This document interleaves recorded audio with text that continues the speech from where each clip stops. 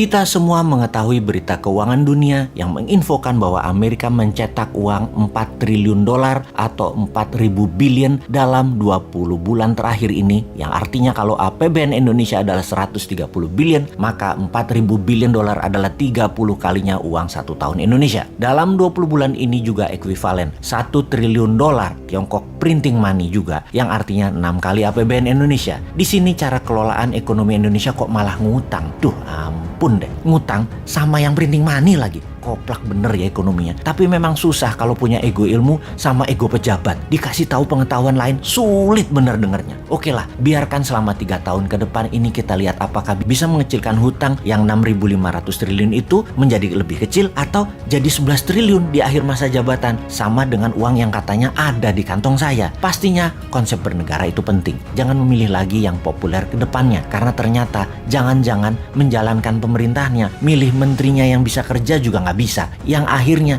dia lagi yang ditunjuk untuk menyelesaikan proyek mercusuarnya. Coba lihat dengan seksama siapa yang bisa bertanding di tahun 2024. Semuanya dirinci. Bisakah membuat rupiah ke 10.000 terhadap dolar? Bisakah membangun tanpa pinjaman IMF dan pinjaman Tiongkok? Bisakah membuat Indonesia menjadi raja ASEAN di tahun 2035? Bisakah mensejajarkan Indonesia dengan Tiongkok dan Amerika di tahun 2045? Apa konsep ekonominya? Apa konsep pertahanan wilayahnya? Pasti nggak ada. Sebutkan 3 gubernur yang populer saat ini di survei terdepan. Mampu nggak dia? Coba tanya incumbent yang saat ini jadi menteri, yang beberapanya cukup genit untuk menari di tahun 2024. Sekarang ngapain aja mereka? Lalu di tahun 2024 nanti mereka ngapain? Rasanya sulit membuat Indonesia menjadi superpower kalau mereka-mereka ini yang menjabat. Ini pertanyaan dan pernyataan loh. Tapi mereka harus buktikan dengan konsep-konsep mereka itu. Atau sisi lain, oposisinya. Siapa yang akan menari di tahun 2024 dari oposisi saat ini? Apa konsep luar negerinya? Timnya siapa saja? New Mind setidaknya ada 5 orang yang sudah dijual tampang mereka dikemas dalam promosi workshop. Mau tahu 100 orang lainnya lagi? Perlahan New Mind akan pajang siapa saja mereka dan silakan menilai. Pastinya mereknya bukan dari oposisi, bukan dari incumbent. Fresh, segar, dan New Mind. Kita belajar banyak 7 tahun ini, belajar banyak 20 tahun ini, dan sadar ternyata genre atau aliran politik 20 tahun terakhir tidak membuat Indonesia berdaulat. Jadi apapun yang berbau aliran gaya 20 tahun terakhir pemerintahannya, harap jangan dikasih peluang lagi.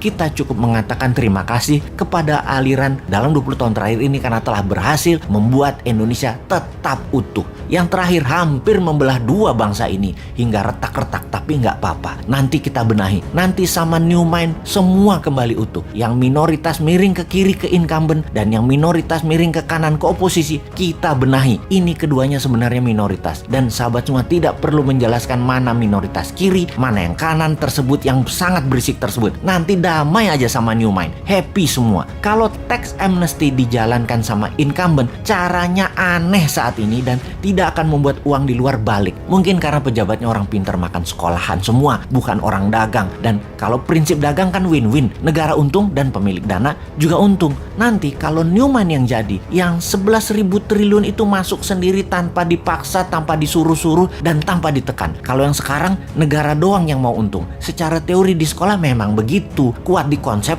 dan kuat di kertas. Di prakteknya ditinggal, dilepeh. Nanti New Mind masukkan dolar milik swasta ke tanah air dengan lebih cantik, nggak galak, nggak pakai buzzer, nggak naikkan pajak, nggak ada framing dan kriminalisasi. Kita main cantik, semua happy. Mau tahu caranya? Nanti di 2024 kita praktekkan.